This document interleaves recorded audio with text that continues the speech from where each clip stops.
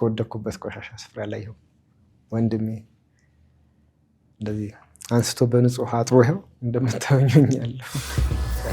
መሲ የእውነት ለመናገር ዳንኤል ጉዳይ መጀመሪያ ከጠበቅኩትም በላይ አሁን ሞር እያገኘሁት በመጣ ቁጥር አሳሳቢ የሆነብኝ የመጣ ጉዳይ ነው። እነዚህን ዜናዎች በሰማባቸው ቅጽበቶች ሁሉ የእውነቴን ነው ለእኔ እስኪጨንቀኝ ድረስ እየተንደረደረ ጉልበቴ ላይ ነው የሚወድቀውና እንግዲህ እሷና እኔ ያለን ያው ፍቄ እንደተናገረው እንደዛ አይነት ነው። በጓደኝነት ወይ በፍቅረኛነት ነው የነበረው። ስለዚህ ንብረቱን በተመለከተ እሷ ጋር የሚሄድ ነገር የለም። ከታች እንደዚህ እሷ ተቆምባት ይሆናል ብቻ ሰዎች የሚያደርጉት ነው። ይሄን ለሁሉም መልስ መስጠት ባይቻልም ግን እኔና እሷ ያለ ነገር በጣም ፒስ ነው። በጣም ኢትዮጵያ ከገባ በኋላ ሁለት ማንነት ይዞ በመገኘቱ በቁጥጥር ስር ውሎ ነበርና ወደ ሁለት አካባቢ እስር ቤት ነበር የሚል እንግዲህ በኖርጃን ቋንቋ የተጻፈ ነው። በጉግል ትራንስሌት አድርጌ ነው ለማንበብ የሞከርኩት። የትርጉም ስህተት ካለ አላቅም። ብዙ ተመልካቾችም እሱን እየላኩልኝ ነበርና ስለዚህ ጉዳይ ምን ትላለህ?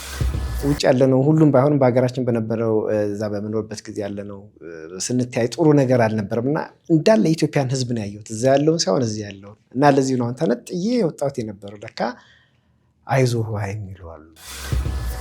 ለካ ሕዝቡ ልቡ እንደነበረው ነው ያለው። አበሻ ተንኮለኛ ምቀኛ የሚባለው ነገር በጣም እኔ ከመራገቡ ማለት ባላወራውም በውስጤ እንደዛ ስሜት የሚሰማኝ ነበረ። ለካ ብዙ ደጋግ ኢትዮጵያውያኖች አሉ።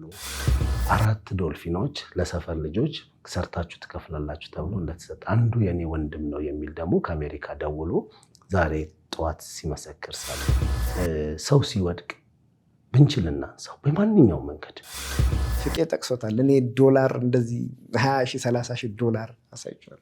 በብዙ ኮይኖች እንደዚህ አሁን እዚህ ሀገር በግማሽ ሚሊዮን 6 ሚሊዮን በ600-700 ኮይኖች የሚባሉ እንደዚህ መኪና ውስጥ እንደደርድሬ እንግዲህ ሁሉም ኮይን ያውቃል። 999 ባሉ ወርቆች የንጉሶች አርማዎች ምናምን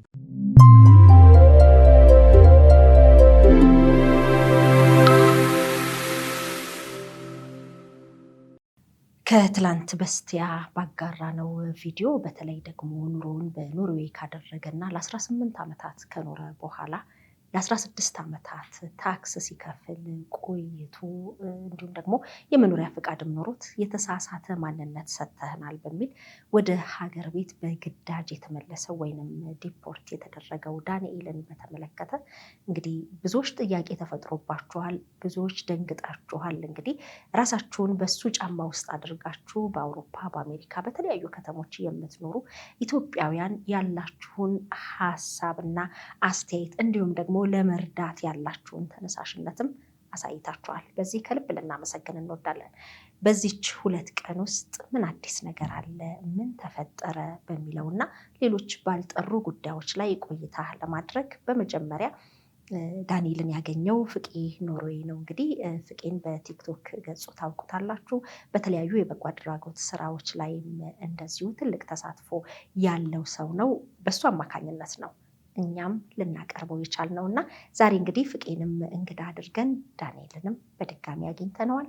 ቆይታችሁን ከሸገር ኢንፎ ጋር እንድታደርጉ በአክብሮት ነው የምጋብዘው። ለሸገር ኢንፎ አዲስ የሆናችሁ ሰብስክራይብ በማድረግም ቤተሰብ ሁኑ። ባማኮን ሪል ስቴት ከስራው ከማህበራዊ ጉዳዮቹን በማያራርቅ በከተማችን አማካይ ስፍራ የገነባቸውን ለአይን የሚያሳሱ ውብ ምቹና ሁሉ የተሟላላቸው ከባለ 1 እስከ ባለ 3 መኝታ የተንጣለሉ አፓርትመንቶችን አቅርቦሎታል። በ0955 97 1111 ወይንም በ0955 98 1111 ላይ ይደውሉ። ባማኮን ሪል ስቴት።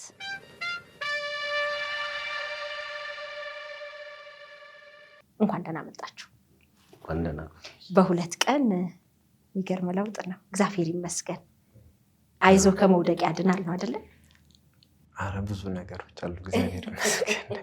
እውነት ነው። እግዚአብሔር ይመስገን። ተኝቶ ማደር ጥሩ ነው። መተኛት በራሱ ማንም ሳይቀሰቅስሽ ብዙ ነገር አለ። ነጋ ሰው ያየኛል፣ የሚያውቀኝ ሰው ሲያልፍ ያየኛል ምናምን የለም። አሁን ከሚያውቁ ሁሉ ተደብቀህ ነበር ማለት ነው?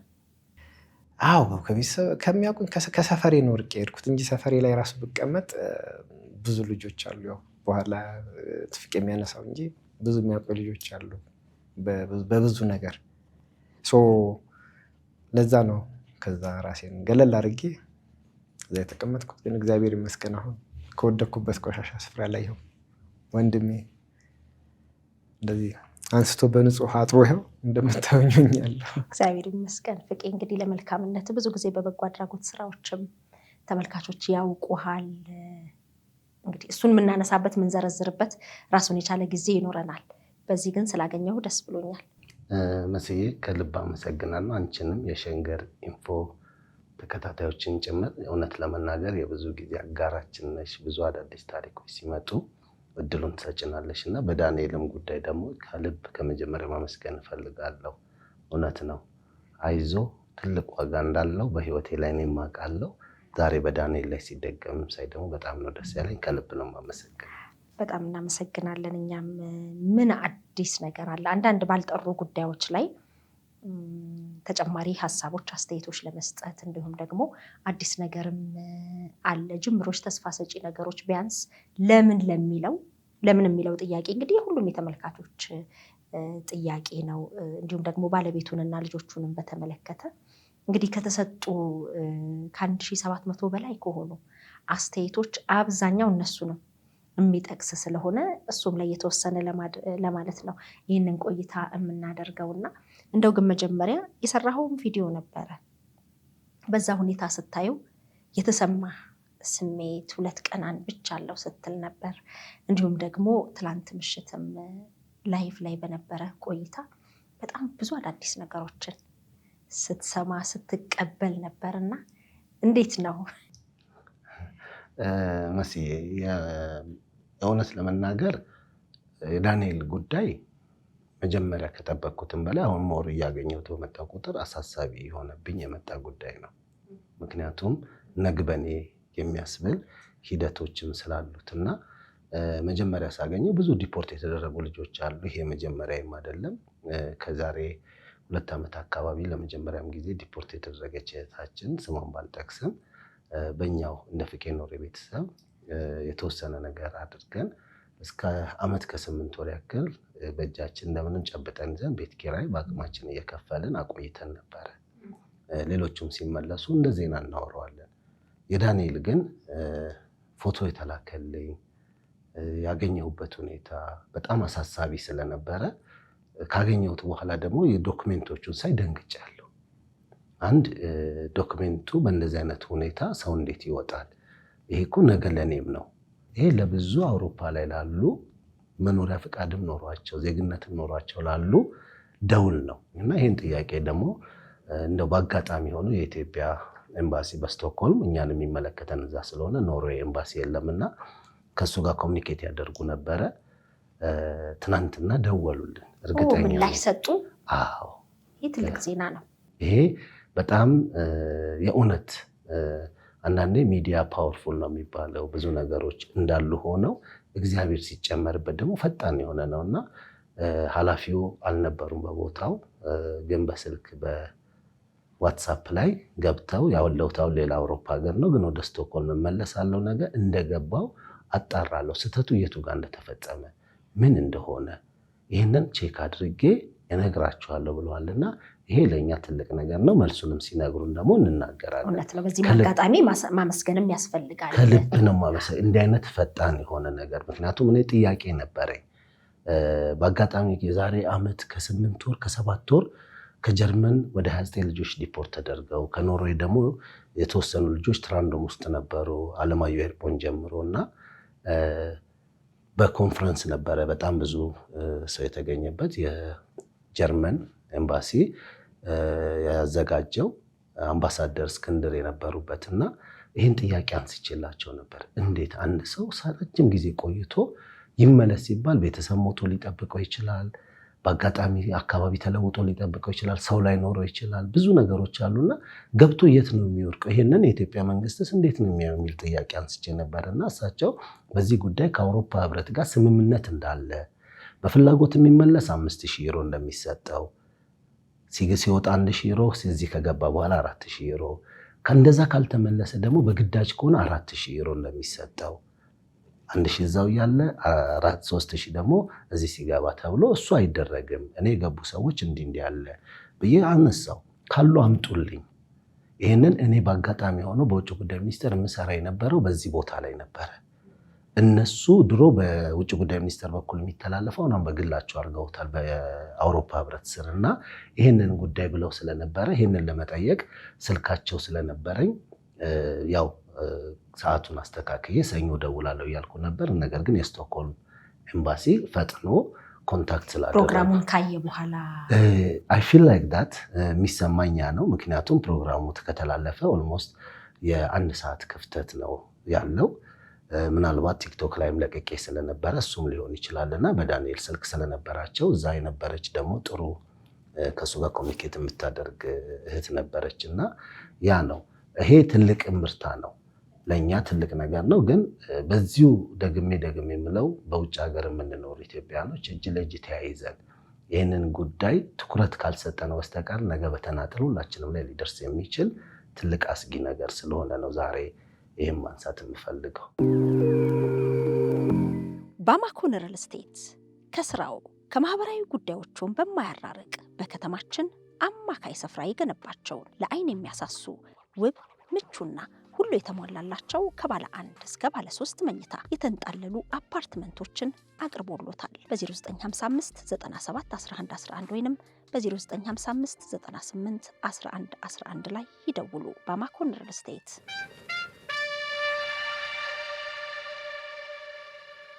ቢያንስ ችግሩ የተፈጠረው የቱ ጋር ነው፣ ስህተቱ የተፈጠረው የቱ ጋር ነው ብሎ ለማጣራት ለማየት ምላሽ ማግኘት ከኤምባሲው በኩል ይሄ በጣም ትልቅ ነገር ነው። ችግሩ ከታወቀ ሌሎች አሁን ስጋት ውስጥ ያሉ በተለያየ ምክንያት መቼም ሰው የተሻለ ኑሮን ፍለጋ ነው በባህርም ይሁን በተለያየ መልኩ አውሮፓ ሀገራት ገብቶ ኑሮውን ለማደላደል የሚሞክረው። እዛ ሆኖ እንዲህ ነገሮች ሲበላሹ ህይወት ነው ምስቅልቅል የሚለው። አንደኛ አለማመንም ነገር አለ። አሁን በዳንኤል ላይ የሚያየ ነው ይሄንን ነው። በነገራችን ላይ እጅግ በጣም ብዙ የስልክ ጥሪዎችን አስተናግደናል። በጣም ብዙ በአውሮፓም በአሜሪካም የሚገኙ ራሳቸውን በሱ ጫማ ውስጥ አድርገው አብረው እኩል ያነቡ በጣም ብዙ ሰው ብዙ ተመልካቾች ደውለውናል እና ሁሉንም በጣም ነው የምናመሰግነው። ኤምባሲውም ለሰጠው ነገር በጣም ነው የምናመሰግነው እና ይሄ ደስ ይላል። እግዚአብሔር ይመስገን። መጨረሻውን ያሳምረው። የእውነት እግዚአብሔር የተመሰገነ ይሁን። ቀላል አይደለም። ለዳንኤል አብሶ ያገኘሁት ጊዜ አለ። እነዚህን ዜናዎች በሰማባቸው ቅጽበቶች ሁሉ የእውነቴን ነው ለእኔ እስኪጨንቀኝ ድረስ እየተንደረደረ ጉልበቴ ላይ ነው የሚወድቀውና ያለበትን ጭንቀት የነበረበትን ሁኔታ ማንም የለኝም ብሎ እኔ ሲያገኘኝ ራሴን ለማጥፋት የመጨረሻ የወሰንኩበት በቃ ከአቅሜ በላይ ሆኖ ማጥፋት ማለትም የሰው ልጆች ሲኖሩትና በቃ በራሴ ብደነዝዝ አረቄ ጠጥቼ ራሴን ባጠፋ ብዬ ሁሉ ለአረቄ መግዣ እየፈለግኩ ነበረ የሚለው ቃል ለእኔ ትልቅ ህመም ነው። ምክንያቱም ኖርዌይ ላይ አውቀዋለሁ። ባስ ሾፌር ነው። 2-3 ጊዜ አይቼዋለሁ። አንድ ቀንም አብሬው ቁጭ ብዬ ቡና ጠጥቼ አላውቅም። ቆመን ስም ማን ነው ብዬው አላውቅም።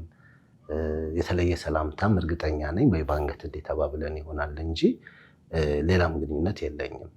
ግን ከኖርዌይ መጥቶ የሚለው ቃል ብቻ አይደለም ለእኔ ትርጉም የሰጠኝ። በዚህ ፍጥነት የሰው ልጅ ምን ቢያጋጥመው ነው በእነዚህ አይነት ሁኔታ እንዲህ አይነት ቦታ ላይ ያገኘሁት ስል የመጀመሪያው አለመቀበል ነው። ብዙ ዲፖርት የተደረጉ ልጆች አሉ። ያው ሀገራት የራሳቸው መብት አላቸው፣ ህግ አላቸው፣ በህጋቸው ይሄዳሉ። የዳንኤል ግን ደግሞ ለየት የሚያደርገው የተደረገበት ወይ የሆነበትን ነገር ኮምፕሊትሊ አለማመን ነው። ለምን ሰው አልተረዳኝም በምትይበት ጊዜ ነው ያገኘሁትና ያ መታወቂያውን አይቼ እዛ ላይ ያለውን ፎቶ ስታምፕ ያልተመታበት መሆኑን ሳይ እኔ እንደውም በዚህ ደረጃ ወደ ኤምባሲ ምናምን አይደለም ያሰብኩት። እንደ ሰው አግኝቼው ያለበትን ሁኔታ ጠይቄ ጊዜያዊ እርዳታ አድርጌ ልብስም ጫማ ምንም ለጊዜው መከራየትም ካለብኝ የሚል ሀሳብ ነው የነበረኝ። ግን ጀነራል የሆነውን ነገር ሳይ ትንሽ ጉዳዩ ወደ እኔም ወደ ራሴ ህይወት ያሳለፍኳቸው የሰቀቀን ጊዜያቶች ሁሉ ወደኋላ ነው የመጡብኝ። ሊሴ ፓሴ ቫልዩ ከፓስፖርት እኩል ነው። ኤምባሲው ቢሰጥ ኤርፖርት እንዴት አልከለከሉ? ሲመጣስ ኤርፖርት እንዴት ገባ? ብዙ ጥያቄዎች አሉ። ነገሮች ይህንን ምናልባት ኤምባሲው ምላሽ ሊሰጥ ይችላል። የቱ ጋር ነው ስህተቱ ለሚለው ውጭ ጉዳይ ሚኒስቴርም ይህንን ዲቴል አይቶ ቢነግረን። ለምን ይሄ ቀላል ነገር አይደለም። ይሄ አሰራር ሊታይ ይገባዋል። ክፍተት ካለ ይሄ ትክክልም ከሆነ ደግሞ ይሄ ነው ትክክሉ፣ ጥፋት ያለው እኮ ዳንኤል ጋር ነው፣ ጥፋት ያለው ከሌ ጋር ነው ተብለን ልናውቀው ይገባል። የብዙ ሰው ጥያቄ ስለሆነ የኔም ጥያቄ ስለሆነ ነውና ይሄ ለዚህ ነው ትልቁ ዓላማ የዛሬ አንደኛው ጉዳይ፣ ሌሎች ቢኖሩኝም ማለት ነው። መልካም ነው። ብዙ ተመልካቾች ሲያነሱት የነበረ ጥያቄ ነበር፣ በአስተያየት መስጫው ላይም እየደወሉም እንግዲህ እናንተም ጋር ጠይቀዋል ብዬ አስባለሁኝና ባለቤትህንና ልጆችህን በተመለከተ እንግዲህ እኔም በፕሮግራማችን ቆይታ ላይ አንስቻለሁ። የፈለገ ቢሆን እዚህ ባለህበት ሁኔታ እንዴት መገናኘት አልቻላችሁም የሚል ነገር በፕሮግራሙም አንስተን ነበር። የብዙዎችም ጥያቄ ነው። ባለቤትህ እንዴት በዚህ ሁኔታ አታግዘውም? እዛም ንብረቱን እሷ ጋር ከሆነ በዚህ ደረጃ እንዴት ሊቸገር ይችላል የሚሉና በጣም ብዙ ጥያቄዎች ተነስተዋል። በዚህ ላይ ትክክለኛና ጥርት ያለው መረጃ ምንድን ነው? መስዬ ትክክለኛ ጥያቄ ነው፣ ግን አንድ መጀመሪያ ማስረዳት የምፈልገው ነገር አለኝ። ኖርዌይ ላይ ኢትዮጵያን ኦልሬዲ አብረንም ስንኖር ገርልፍሬንድ ቦይፍሬንድም ምንም ባሌ ሚስቴ መባባል የተለመደ ነው በኢትዮጵያኖች ባህል። ኖርዌይ ላይ ግን 3 አይነት ሂደቶች አሉት። ሻርስተም ይባላል፣ ሳምቡር ይባላል፣ እንዲሁም ደግሞ ይፍት ይባላል። እነዛ ምንድናቸው? አሁን ለምሳሌ ሻርስተ ሲሆን 2 ጓደኛ ማቾች ሁለቱም የየራሳቸው ቤት የየራሳቸው አድራሻ ኖሯቸው በፎልክ ሬጂስተር ማለት ልክ እንደኛ በከተማ ደረጃ አድራሻሽ ይታወቃል። በቁጥር ነው የምንታወቀው። ከላይ ሲባል እዚህ አድራሻ አለ የሚለውና እነዛ 2 ሰዎች በየራሳቸው አድራሻ ሆነው ግን የጋራ ግንኙነት ይኖራቸዋል። በዛ ውስጥ ልጅ መወለድ ይችላል፣ ችግር የለውም። ሁለተኛው ደግሞ ሳምቡር ይባላል። አብረው አንድ ቤት ውስጥ የሚኖሩ ነገር ግን ጋብቻ ያልፈጸሙ ምናልባት 20 ዓመት እንደዛ ኖረው በ21ኛው ዓመት ጋብቻ ሁሉ ሊፈጽሙ ይችላሉ። ልጆቻቸው ከዩኒቨርሲቲ መጥተው ሚዜ ሆነዋቸው ብዙዎቹ ያደርጋሉ። ኖሽኮቹም አበሻም ያደርጋል። ይሄን የመጨረሻው ግን ይፍት የሚባለው ሚስት የሚለውን ቃል የሚተካው እሱ ነው። መብትም ያለው እሱ ነው። ለምሳሌ አሁን ሳምቡር ፉልማክት ይፈልጋል። አንድ ቤት ብትኖሪም እንኳን እኔ ያንቺን ንብረት ወይ አንቺ የኔን ንብረት ለማንቀሳቀስ ስለኔ ለመጠየቅ ፖሊስ ጋር ለመሄድ እኔ ላንቺ ፉልማክት መስጠት አለብኝ። ሙሉ ውክልና መስጠት አለ። ስለወለድሽልኝ ወይም ደግሞ ካንቺ ጋር አብሬ ስለምኖር በኔ ጉዳይ ላይ ላያገባ ይችላል። እኔ ነኝ የምሞላው ወይ አንቺ ነሽ የምትሞየው።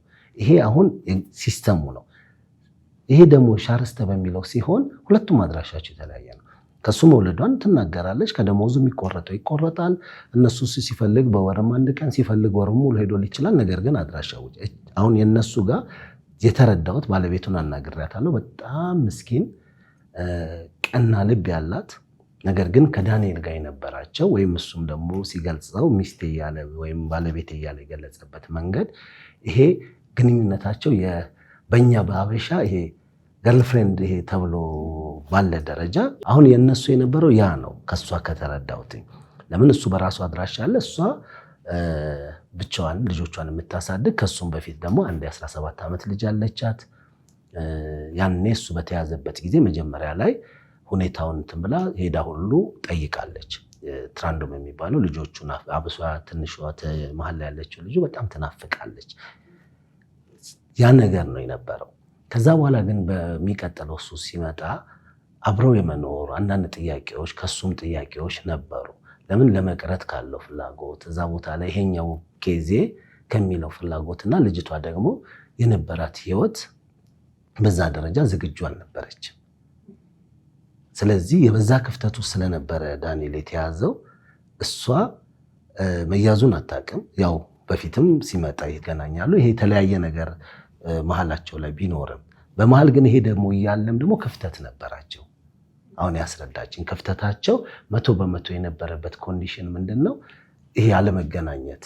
ያው ወጥቶ ቢሄድም ተመልሶ ብዙ ነገሮች ነበሩና ለዛም ብዙ እውቀቱ አልነበራትም። ድንገት ግን ቤቷ ወደ 6 ፖሊሶች መጥተው መብራት አጥፍተው ጫንቋት ልጇ ትልቋ ልጇ ምንድነው ማስተላት ወጣ ልታይ ስትል መሳሪያ ሁሉ አለ። በጣም ኖርዌይ ላይ በፍጹም ስለማንጠብቅ እንዲህ አይነት ነገር በጣም ሾክ ያደረኩታል። ፍተሻ ተከናውኖ ነው ቤቱ ሙሉ ለሙሉ ተፈተሻለች። ለምንድን ነው ከዳንኤል ጉዳይ ጋር በተያያዘ ከሱ ጋር የተያዘ መፈተሹን ታውቅ ነበር?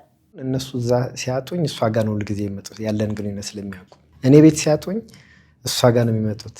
ለምን አሁን ፍቄ እንዳለው ፍቅረኛ ማቾች እንደሆነ ልጅ እንደማመጣ ምናምን ያውቃሉ፣ ሲስተም ላይ ያዩናል። በሁለተኛው ጊዜ ደግሞ ያሏት ባርናክ ከ2 ሰዓት በላይ ኢንተርቪው አድርገውኛል አለች። በጣም ደንግጫለሁ አለች እውነት ለመናገር ምክንያቱም ምንም የማውቀው ነገር የለም ምንም እንደተፈጠረ ምንድን ነው ያደረገው ቀውን በሙሉ ገለባብጦ ስለነበር አለች። ለሁለተኛ ጊዜ መተውብኝ ስለነበር ያኔ በቃ ልጄም ተጨንቃለች እኔም ተጨንቄያለሁ ለምንድን ነው የምትመጡብኝ እኔና እሱ አብረን አንኖርም ብዬ አስረድቻቸው ነበረ። ያኔ ትንሽ ዲስአፖይንትም ሆናለች። ለምን ልጆቼ እንዳላሳድግ ነገሮች ቢበላሹ በዛ ጋር መሳሪያ ያዙ ናቸው የመጡት አይተና ኖርዌይ ላይ በፍጹም መሳሪያ ለማየት አትችልም ብዙ ነገሮች ላይና ደንግጣ ነበርና ያስረዳችበት መንገድ ነገር ግን የእውነት አሁንም በብዙ መንገድ ያለበትን ሁኔታ ከሰማች በኋላ እንደው ፍቃዱ በተቻለ አቅም ሰዎች እንዲረዱኝ ይፈልጋለሁ ይሄንን ሐሳቧን ለምን እሷ ለምን አረዳችው ለሚለው በነገራችን ላይ ሰው ከራሱ ተርፎ እንኳን ሰው ጋር ለመርዳት ወይ ያሉ ነገሮች ለማድረግ ከ8 ወር በላይ ዳንኤል ከሱ ጋር አልነበረም ከራሱ ጋር ጭምር ማለት ነው በተለያየ መንገድ እዚህ ጋር ሚዲያ ላይ በማንገልጸው ከዛ በኋላ ያለውን ጊዜ ደግሞ ከወጣ በኋላ ስልኩ አልነበረው እዚህ ልጅ ላይ ሊፈረድ የሚችል አንዳች ነገር የለም። እውነት ነው እንግዲህ ብዙዎች ሲጠይቁም ስለነበረ ነው ቤቱ መፈተሹን ልጆችህ መደንገጣቸውን አሁን የሰማኸው ወይስ እዛ ሆነህም ታውቅ ነበር? በዚህ ጉዳይ ላይ ልክ እኔ እዚህ አምጥተው እንዳስቀመጡኝ ወዲያው ነው እንትኔ ክፍት ስለነበረ የዛ ሀገር ሲም ካርድ እዚህ ይሰራልና ዋይፋው ምንም ይሰራል ደወለችልኝ ከልጅ ጋር እንደዚህ 2 ቀን 1 ቀን ክፍተት የለንም እና እንደዚህ ሆነ ደወለችልኝ የት ነህ ስትለኝ ኢትዮጵያ ምን ነው ሲል አመጡኝ እንደዚህ አደረጉ እንዴ ተቀልዳለህ እንዴ ምናምን አለችኝ ያው እንደዚህ ሆነ አልኳት አትሊስት ለኔ ለምን አትነግረኝም የተፈጠረው ነገር ስለበቃ ኦሬዲ ሆኗል አልኳት በርግጥ ስልክህ ስደውለው ድጋሚ አልሰራልኝም የተያዝኩበት ሰዓት ሲይዙሽ ቶሎ ነው ኖርጃን ስልክ ነው የሚቀበልሽ መጀመሪያ ሃይ ብሎ ስልክ ነው እዛ ሰዓት ሞክራ ነበር መሰለኝ አጥፍተውታል እኔ ያለችኝ ምንድነው እኔ ወንጀል ሰርቼ አላቅም ኖርዌይ ውስጥ ያው የራሳቸው ኖርዌጂያን ፖሊስም ሊናገር ይችላል እንደዚህ ተደርጎ አይታወቅም ሽጉጥ የያዘ ሰው ነው ተብሎ ከተባለ ነውና ቤት ውስጥ እንደዚህ በጣም በከባድ ነገር ነው 6 ፖሊሶች ያልፈተሹት ነገር የለም እና ደነገጥኩ እኔ እንደው ምን አድርገህ ነው ብዬ ነው ያሰብኩት ታስረ ስለወጣ ከፖሊስ ጋር ተጣልቶ ነው የሆነ ነገር በቃ ክራይም ነው ይመስለኝና እንደዛ አድርገው ፈተሹ እና በዚህም ጉዳይ ልደውልህ ስለፈለኩ ነው ያገኘው አለችኝ አይ በቃ እንዲህ ሆኗል ተባለ በቃ ስለ ልጃችን አወራን ቆመ እና የሰማሁት ገና እዚህ እንደገባሁ ነው ማለቴ ነው ያው እኛ የተረዳ ነው ባለቤትህም ልጆችህም ያለህበትን ወይም ኢትዮጵያ ሪፖርት ተደርገህ መግባትህን አላወቁም የሚል ነበር በቀደም ቆይታችን የነበረን መረዳት ኦኬ ባለቤትህ ብለሻል እንግዲህ ባለቤት አንተ ስላልከኝ ነው እዛኛው ቆይታችን ላይ ባለቤቴ ልጆቼ ስላልከኝ ነው ግን ያው እኛ በፍቅረኛነት ውስጥ ተቀመጭ ሚስቴ ነው የምንባባለው ትንሹ ባባሻኛ ገለጻ ነው አሁን ነገሮች እንትን ካሉ ያው የልጄ እናት እንግዲህ እሷና እኔ ያለን ያው ፍቄ እንደተናገረው እንደዛ አይነት ነው በጓደኝነት ወይ በፍቅረኛነት ነው የነበረው ስለዚህ ንብረቱን በተመለከተ እሷ ጋር የሚሄድ ነገር የለም ምክንያቱም እሷ በጓደኝነት ኖርዌይ ሲቀመጥ ያንቺ ነገር ያንቺ ነው የእሷ ነገር የእሷ ነው እኔ ራሴ ለእሷ ፉል ማክት የሚባል አለ ወይ ደግሞ ውክልና ካልተሰጣ በስተቀር የኔ ነገሮች እንትን ማዘዋወር መንካት አትችልም ግን እዚህ ላይ በጣም ክሊር ሆኖ እንዲታወቅ የሚፈልግ የራሴ ነገሮች እሷ ጋር ያለ ነገር የለም ሌላው ፓስፖርት አንዳንድ ነገር እሷ ጋር አለ የተባለው ፓስፖርት ይኑሮ ሻንጣ ውስጥ አይኑሮ የምታውቀው ነገር የለም ሻንጣ ግን እሷ ጋር አለ ሌላም ዶክመንቶችም ነበሩት ፖሊሶቹን የሚያዙ ጊዜ እኔም ብቻ መላክ ስላልነበረባቸው የኔ ቤት ፈትሸው ሲጨርሱ ወደ እሷ ቤት ሄደው እሷ ጋርም ያው በጓደኝነት እንደነበር ስለሚያውቁ ነው መሰል ሄደዋል ከዛ በኋላ ሻንጣውን ይዘው መጥተዋል ዶክመንቶቹ አንተ ጋር ናቸው ሻንጣ ውስጥ የነበረው እሷ እንደዚህ ሀገር አይደለም አሁን የልብስ ብቻ ማስቀመጣታች መሬት ላይ አለ እዛ ውስጥ ነው የተቀመጠው ቤት ውስጥ አልተቀመጠም ስለዚህ ከዛ ውስጥ ፖሊሶቹ እንዳለ ብድግ አድርገው የላኩልን እና ሌላ ደግሞ እሷ ጠቆማበት ምናምን የሚባል ነገር አለ ያው እንደሱ አይነት አስተያየት ተሰጥቷል እንደዚህ አይነት ከታች እንደዚህ እሷ ጠቆምባት ይሆናል ብቻ ሰዎች የሚያደርጉት ነው ይሄን ለሁሉም መልስ መስጠት ባይቻልም ግን እኔና እሷ ያለ ነገር በጣም ፒስ ነው በጣም መልካም ልጅ ናት ለኔ የምታስብ ናት እንደውም እዚህ ጋር በደንብ አስረግጬ መናገር እንፈልገው ለምን እየተመላለስን እንኖራለን አንድ ቤት ውስጥ በህጋዊ ለምን አንኖርም ስትለኝ ያው በሰዓቱ ምን እንዳሳሰበኝ አላቅም። አይ በህጋዊ መንገድ ተፈራርመን አንድ ላይ እንኑር በቃ ከዚህ በኋላ ምን ያስፈልጋል ሁሉ ብላኛለች እግዚአብሔር በሚያውቀው። እኔ ደግሞ አይ ትንሽ እንጠናና ሁሉ ብያታለሁ። ያው አማርኛ ስለማታውቅ እንደዛ ብያለሁ። ይሄ ነገር መጠናናት ምን እንደሆነ ላታውቅ ትችላለች፣ ግን ያው ትንሽ እንቆይ ምናምን ብያታለሁ። እንግዲህ እሷ እንደ ሀበሻ እንትን ስላይደለች በቃ ኦኬ ካልክ ምናምን የተባለውና በእሷ በኩል ምንም እንትን ነገር የለም። ጥያቄ ስላነሱ ነው። በቀደመው ቆይታችንም ይህንኑ ነገር አንስቼ ነበረ። አሁንም የብዙዎች ጥያቄ ስለሆነ ነው በድጋሚ ይሄንን ለማንሳት እየፈለኩት። እንግዲህ ግን አሁን ኢትዮጵያ ውስጥ መሆንህን ካወቀች ለማገዝ ጥረት አላደረገችም ወይስ አንተ አላገኘሃትም? ኢሚዲየትሊ ነው ነገሮች የተቀያየሩት። እኔ ልክ እሷ ደውላልኝ ይህን ጉዳይ አውርታን እንደውም በጣም እያለቀሰች ነበረ። በቃ እየተንቀጠቀጠች ነው ያወራችኝ። እጅግ በጣም እንዴት ሆኖ ነው እንደዚህ ሆነው፣ አንድ ሁለተኛ ደግሞ ልጄስ በቃ አይምሮ በሽተኛ ይሆናል ሊያና በቃ እና በጣም አለቀሰችን። ቢያንስ እንኳን ብላ ብዙ አድቫይዝ አደረገችኝ። እዚህ ጋር መናገራችን ብዙ ምክሮችም እንዲህ እንኳን ማድረግ ትችል ነበር ብላ መከረችኝ። እና ልታገኘኝ ያቻለችው ያው በቀደም እንደተናገርኩት የሆነ ከበድ ያለ ነገር ተፈጥሮ ነበረ። በዛ ጉዳይ ስልኬ እጄ ላይ ስላልነበረ ነው ያላገኘችኝ። ደግማም እንኳን ያለሁበት ሁኔታ ልታወቅ ያልቻለችው በዚህ ጉዳይ ነው እንጂ እንገናኝ ነበር ብዬ አስባለሁ። ምናልባት ጉግል ላይ ስላንተ የወጡ መረጃዎች የገጠመህንም ከዜግነት ጉዳዮች መምሪያ ጋር የማንነት የተሳሳተ ማንነት በሚል 3-4 የወጡ መረጃዎች ነበሩ። ባለፈው አንተም ነግረህን ነበርና እሱ ላይ ኢትዮጵያ ከገባ በኋላ 2 ማንነት ይዞ በመገኘቱ በቁጥጥር ስር ውሎ ነበርና ወደ 2 አካባቢ እስር ቤት ነበር የሚል እንግዲህ በኖርጃን ቋንቋ የተጻፈ ነው። በጉግል ትራንስሌት አድርጌ ነው ለማንበብ የሞከርኩት። የትርጉም ስህተት ካለ አላቅም። ብዙ ተመልካቾችም እሱን እየላኩልኝ ነበርና ስለዚህ ጉዳይ ምን ትላለህ? እንግዲህ እኔ ስገባ ምንም አይነት አሁን እንዳለሁበት ወይ ኢትዮጵያ የሚገልጥ ነገር የለም፣ ወይ ኖርጃ የሰሙ ኖርጃ የሚገልጥ ነገር የለም። ስለዚህ ፖሊሶቹ ያደናገራቸው በየትኛው ማንነት መጣ እንዴት መጣ ኖርጃ ነኝ ይሄ ወረቀት ሳሳያቸው ፓስፖርቱ የት አለ፣ ቤት በኩል ነው የገባው፣ መቼ ነው የገባው ነው እንዴት የገባው። ይሄ ሊሴ ፓሴ ሲታይ ፎቶ ደረትህ ላይ ሳይሆን በጀርባህ ከኋላ ነው ያለው። ስለዚህ ይሄ አረጋግጦ በፍጹም ነገር በቃ እንደዛ ነገር ነበረ። ተፈጥሮ እስር ቤት ነበርክ? አዎ በጣም ለረጅም ጊዜ ያው መገለጥ ስላለበት ያው እናገራለሁ። ወደ 8 ወር ከምናምን ነበር ረጅም። ምክንያቱም እዛኛው መረጃ ላይ ወጥቶ ስለነበረ አንተም ጠቅሰኸው ነበር። ትራንስሌት አድርጌ እኔም ስመለከተው ሌሎች የሸገር ኢንፎ ሚዲያ ተከታታዮችም ያንን ሲልኩልን ነበር ዋትሳፕ ላይ። እና ምናልባት 1 ዓመት ዲፖርት ከተደረገ 1 ዓመት ከሆነው እንዴት ይሄን ያህል ጊዜ ብቅ ሳይል ጠፋ የተባለው? እንግዲህ 8 ወራት በእስር ቤት ስላሳለፍክ ነው። ከ8 ወር በላይ ነው። ይህን የሚመለከታቸው ስማቸውን አልጠቅስም፣ የክልሉ አስተዳደር እሳቸው ሊመለከቱታል። ያው እንደ ዜጋ ኢቨን ስልክ የራሱ እዛው ነው ያለው። አሁን እነሱ ጋር ያለው ያኛው የነበረ ወጀ ላይ ለዚህ ነው እንደነዛ እንደ ኖርጃኖቹ ስልኩን ነው እነሱ እንትን ያደርጓል። በዛ ምክንያት ነው የጠፋሁት ማለት ነው። መልካም እንግዲህ ባለቤቱንና ልጆቹን በተመለከተ ግርታን የፈጠረውን ነገር ማጥራትም ስላለብን ነው።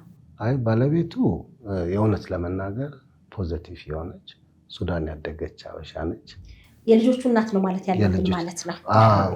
አሁን እኔንም አየሽ አሳሳትሽ። እኔንም አይ የልጆቹ እናት ወይም ገርልፍሬንድ ፍቅረኛ የነበረች እንደማለት ነው ማለት የምንችለው። ከዛ የእውነት ልጁ በጣም ተጎድታበት ነበረ። ከአባቷ ጋር ጥሩ ግንኙነት ነው የነበራቸው። እሱን ካናገረች በኋላ እንደውም ያናገራት ወቅት ላይ እሱን ቀለል ለማድረግ ነገሩን አይ ቲንክ አሞኝ ሆስፒታል ገብቼ አሁን ተመልሼ ልሄድ ነው የሚል ብሏታል መሰለኝና ልጅቷ ለአንድ ሳምንት በጣም ጭንቀት ውስጥ ገብታ ማውራቱን ላቆማባት እናትየው ተጨንቃለች። ይሄ ኖርዌይ ውስጥ ልጅ እንደሚያሳድግ ሰው ልጆች ሴንሲቲቭ ናቸው። እውነቴን ነው። እንደዚህ አይነት ሁኔታ በማያውቁት ነገር ወጥተው ባጭሯ ለሆነ ቫኬሽን እንኳን ሄደሽ ድምፅሽን ሳይሰሙ በጣም ነው የሚጨነቁት። እንግዲህ ኖርዌይ ተወልዶ ያደገ ልጅ አለኝና ለነገሮች በጣም ናቸው። በጣም ፈጣንም ስለሆኑና እናትየው አንዳንዴ በእንደዚህ አይነት ሁኔታ ላይ ልጇን ፕሮቴክት ብታደርግ ለምን እሱን ባገኘች ጊዜ እንደማታገኘው እያወቀች ወይ በዛ ሁኔታ ላይ እንዳለ ብዙ ነገር ሊመጣ ይችላል።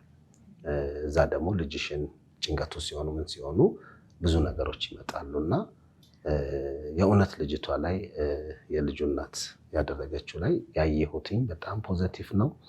ትልቁ ነገር ኤምባሲው ችግሩ ምን እንደሆነ አይቼ መልስ እሰጣለሁ ማለቱ በጣም ትልቅ ነገር ነው። እግዚአብሔር ይመስገን ብዙዎች ባንተ ጫማ ውስጥ ሆነው ራሳቸውን ተመልክተዋል።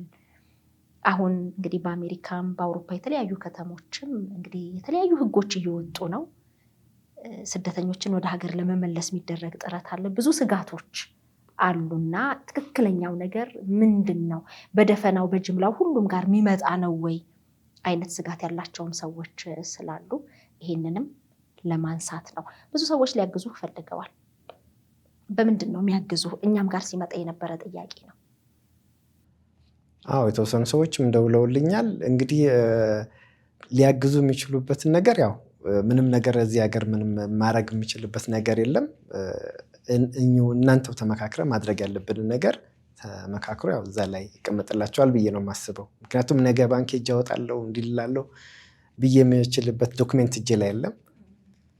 ግን በሀሳባቸው አይዞህ ማለታቸው በጣም ትልቅ ነገር ነው። እኔ 18 ዓመት ውጭ ስኖር 18 ዓመት ወደ ላይ ሳይሆን ወደ ታች እንደሆንኩ ነው ያሰብኩት። ምክንያቱም ኢትዮጵያ መባል ራሱ አልፈልግም ነበረ በሚገርም ሁኔታ እና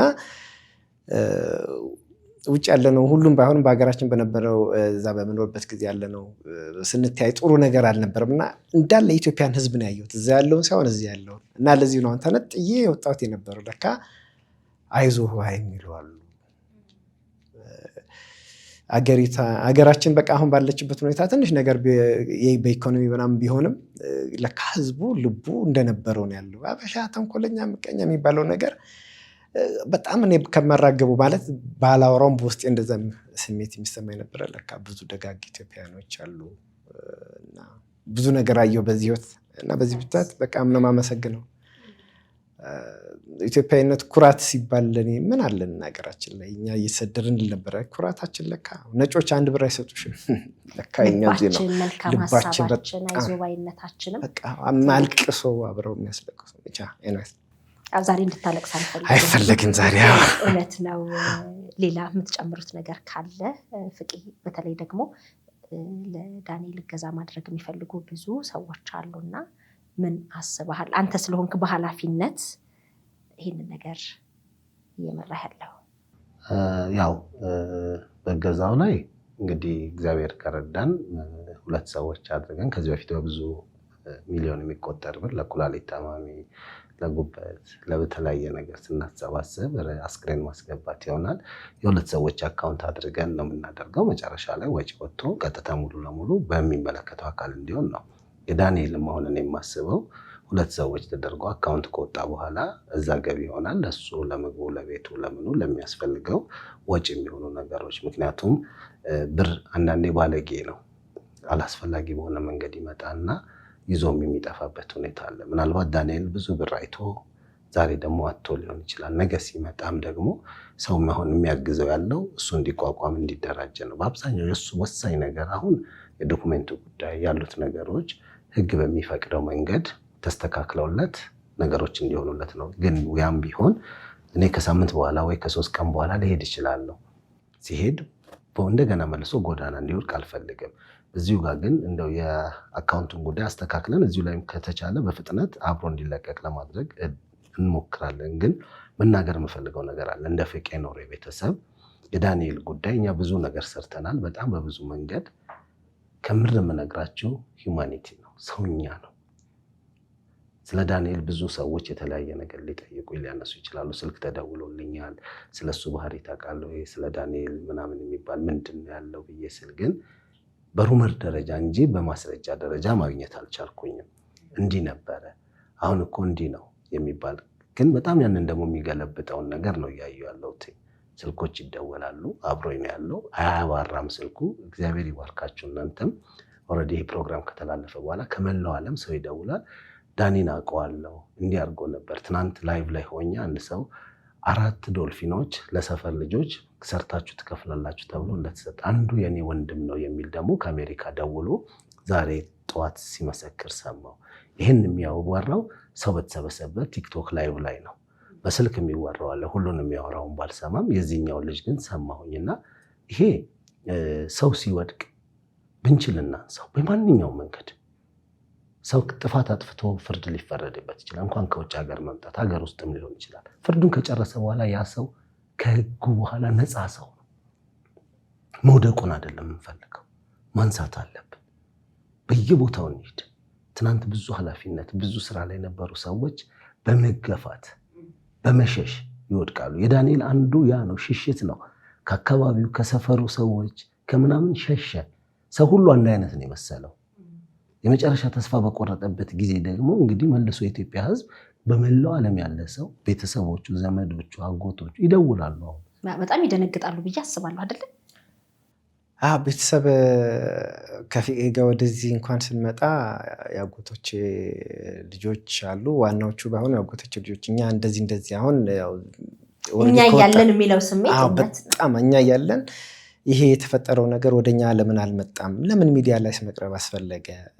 ያላቸው ብዙ ኢትዮጵያኖች በብዙ ነገር ያላቸው አሉ፣ በሀብትም ደረጃ። እኛም እኮ ከዛ እኩል ነን እና ምንድን ነው እዚህ ላይ ያስወጣሉ? በቃ እዛ ጋር የተፈጠረው ነገር ይሄና ይሄ ነገር ስለሆነ በቃ ወንድም እህቶች እንደዚህ የሆነ ነገር እንዲህ ከሆነ ፋሚሊዎቹ ጋር ወደዛ ጋር ቢመጣ ምንድን ነው የሚሆነው ነገር ብዬ ሸሸው አልኳቸው። በቃ በቤተሰብ ጉዳይ ራሳችን ታላላቆች አጎቶች አሉ፣ ጥሩ ቦታ ላይ ያሉ ፐብሊክ ላይ የሚታወቁ አጎቶች አሉኝ። እነሱ አክስቶች ምናምን አሉ። ራሳችን ሄደን አነጋግረን በእኛ እንፈቷለን። ሚዲያ ላይ እንደውም ምንም ነገር ባትናገር ነው ያሉኝ። በዚህ አጋጣሚ ያንን ጥሼ ነው ያወራሁት። ምክንያቱም እኛ ጋር ነው መቆም ያለበት ይሄ ጉዳይ፣ ሚዲያ ላይ መምጣት የለበትም ምናምን የተባለው።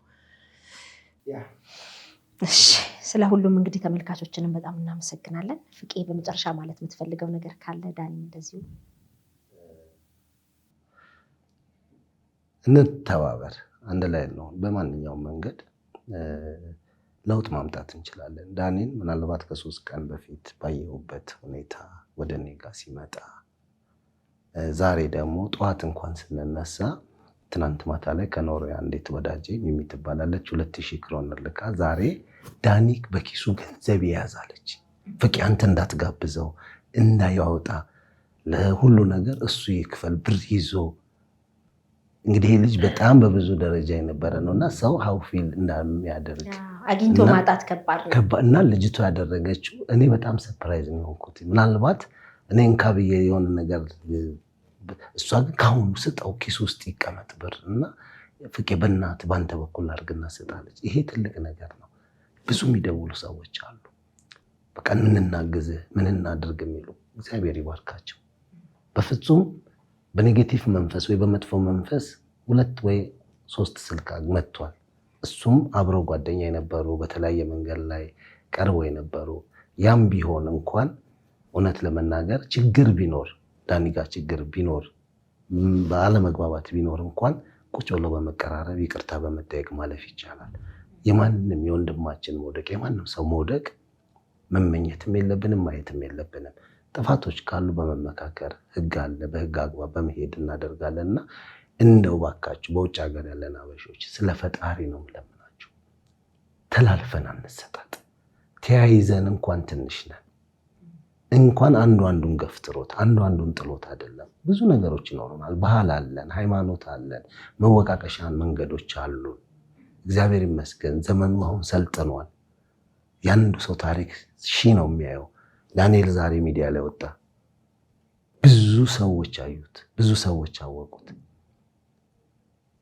ከዚህ በፊት በጣም ብዙ መልካም ነገሮች አድርጎ ወይም ደግሞ ብዙ ነገሮች ሰርቶ አልወጣም። በዛን ዘመን ሲወድቅ ወጣ፣ ስንወድቅ አንውጣ። በተቻለን አቅም መልካም ነገር በሚደረግ በጎ ነገር በሚደረግበት ጊዜ እንውጣ።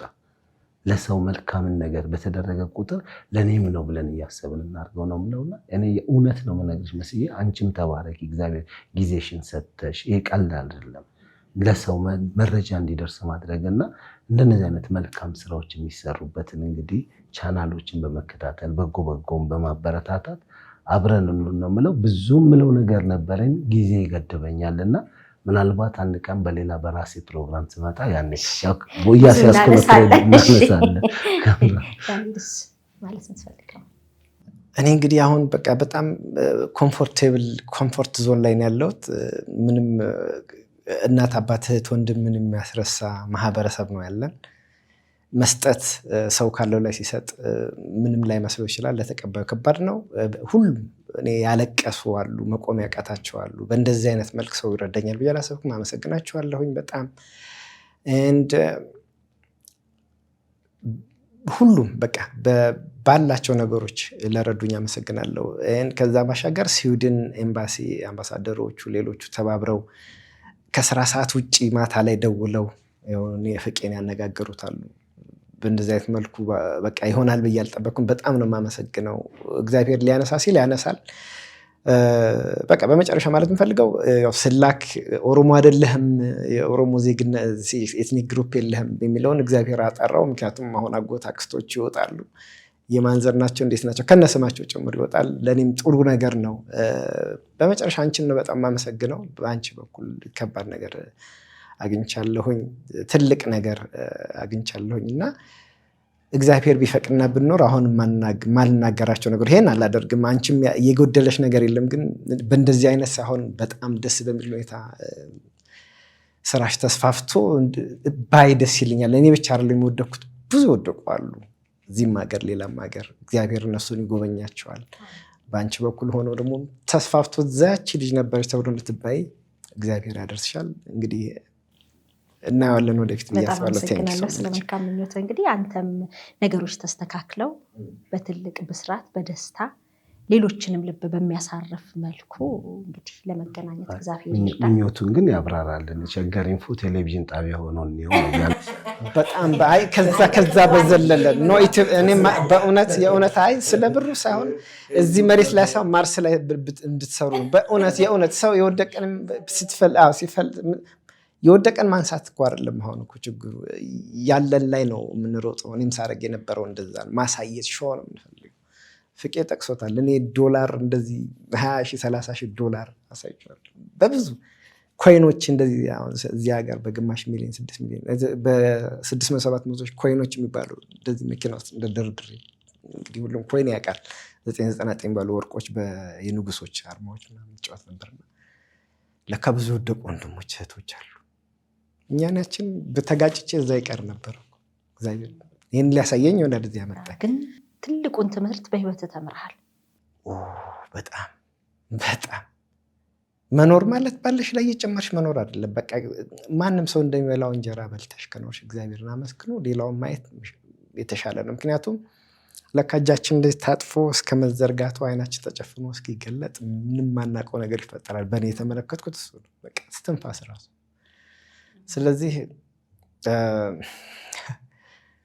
አካውንታችን ላይ ዝም ብሎ በመሙላት የምናገኘው ደስታ ላይኖር ይችላል። ግን ወገኖች ለካ ብዙ አሉ፣ እጅግ በጣም ብዙ። እኔ በሄድኩባቸው ጎዳናዎች ሰዎች ለምን አይሰሩም፣ ለምን ልጅ ይዛ ተለምናለች፣ ለምን እንደዚህ ያደርጋሉ እያልኩበታል። በዛ ውስጥ ሆኜ እኮ ነው እኔ አንዱ ሆኜ። ግን ለካ የራሳቸው ነገር አለ፣ ስላላዳመጥናቸው ነው። እናንተ ስላዳመጣችሁ ነው የቆምኩት። ሜቢ እንዳልኩት አረግ ይሆናል። ፍቄን ባላገኘው ወይ ፍቄን አጣሽው እህታችን ሰብለ ኦኬ ምናምን ብዬ ጓደኛዬ ልኮልኛል እንዳረኩት ማረቂያውን መጠጥ አልጠጣም። ማንም ያውቃል። እዛም ባለቤቴም የልጆቼ እናትም ታውቃለች። አንድ ቢራ እንኳን አልጠጣም። አችልም እኮ ነው የምትለኝ። ስለዚህ ለማረግ ኢሊያን ያለ አቢጌል ለል ነበር። ግን ይኸው ስላያችሁን ቆምኩኝ። እግዚአብሔር ይስጣችሁ። የበለጠ እንድትቆም የበለጠ ነገሮች ተስተካክለው እንግዲህ ትላንት የነበርክበት ቦታ ላይ ለመድረስ እንድትችል እግዚአብሔርን ፈቃዱ ይሁን። ለተባበሩ ለሁሉም አሁንም ለሚያግዙህ እንግዲህ በሐሳብ ነው ያገዙህ። አሁን ትልቁ ነገር አይዞህ ከመውደቅ ያድናል ያልነው ያንን ነው። አይዞህ ወንድሜ፣ አይዞህ ወገኔ ብለዋልና ሸገር ኢንፎ ሚዲያ ተከታታዮችን፣ የፍቄ ኑሮ ቤተሰቦችን በተለያየ ማህበራዊ ሚዲያዎች ላይ ይሄንን ተመልክተው አይዞህ ላሉ በሙሉ ከልብ ነው የምናመሰግነው። የዛሬ ቆይታችን በአጭሩ ግርታ የተፈጠረውን ነገር ለማጥራትና በተለይ ደግሞ ኤምባሲው ችግሩ ከየት እንደተፈጠረ አጣርተን ምላሽ እንሰጣለን ማለቱን ለማብሰር ነው። ትልቁን ነገር ደግሞ በቀጣይ ምን አዲስ ነገር አለ የሚለውን በጉጉት እኛም እንጠብቃለን። ለዛ ያብቃል። ውድ የሸገር ኢንፎ ሚዲያ ተከታታዮች የ2018 የአዲስ ዓመት እቅድ ልንገራችሁ። ቤተሰቦቼን ወደ 1 ሚሊዮን ማድረስ ነው። ይህ መቼም ከባድ ይሆናል ብዬ አላስብም። ምክንያቱም በሸገር ኢንፎ ሚዲያ የምንለቃቸውን ቪዲዮዎች የሚመለከቱ 60% የሚደርሱ ቤተሰቦቻችን ሰብስክራይብ ያላደረጉ ናቸው። ስለዚህ እናንተ በዚህ ሰዓት ይህንን ቪዲዮ የምትከታተሉ ሰብስክራይብ የምትለውን በተን ነካ ካደረጋችሁ ይህንን እቅዴን ታሳኩልኛላችሁ። ስለዚህ በቅርቡ 1 ሚሊዮን ለመድረስ እንድንችል እናንተ ሰብስክራይብ ያላደረጋችሁ ውድ ቤተሰቦቻችን ሰብስክራይብ እንድታደርጉ በአክብሮት ነው የምንጠይቀው።